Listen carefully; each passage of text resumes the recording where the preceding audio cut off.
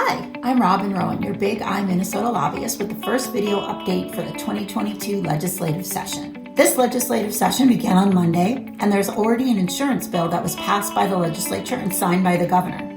This might be a new land speed record for the legislature, but especially for an insurance bill.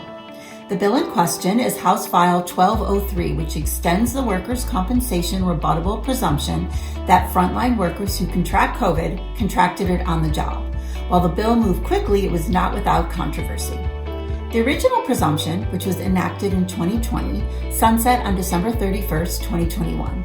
And for months prior to the sunset, labor, business, and the insurance industry have been negotiating whether and how the presumption should be extended through the time-honored Workers' Compensation Advisory Council process. You will recall that the WCAC process requires an agreement between labor and business before any workers' compensation legislation can be enacted by the legislature.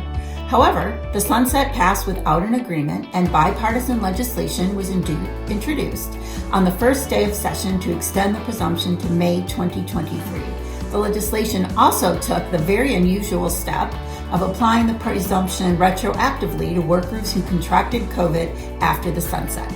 At the hearing on the extension, which was also on the first day of session and highly unusual, the insurance and business communities were united in their concerns about any retroactive application of coverage, as well as protecting the integrity of the comp system. Comp insurance shouldn't be treated like health insurance, and the WCAC process. The day after the hearing, an agreement was reached via the WCAC. The agreement extended the presumption to January 13, 2023, and did not include a retroactive application of the presumption. The effective date of the agreed-to bill took the unusual step of reminding the public that workers who contracted COVID after the sunset, but before the extension of the presumption, can still file and receive coverage for COVID contracted on the job, a fact that is unfortunately often glossed over. Once the WCAC reached consensus, the presumption extension unanimously passed the Senate, and it passed the House by a margin of 124 to 8. This week, the legislature will begin to tackle the unemployment insurance trust fund deficit, and hopefully they can move with the same alacrity as they did with the workers' compensation presumption.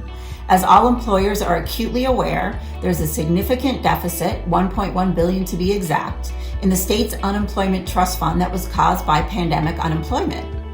The bill for this deficit comes due in April, when payroll tax rates are set to skyrocket to resolve the deficit and rebuild the trust fund reserve.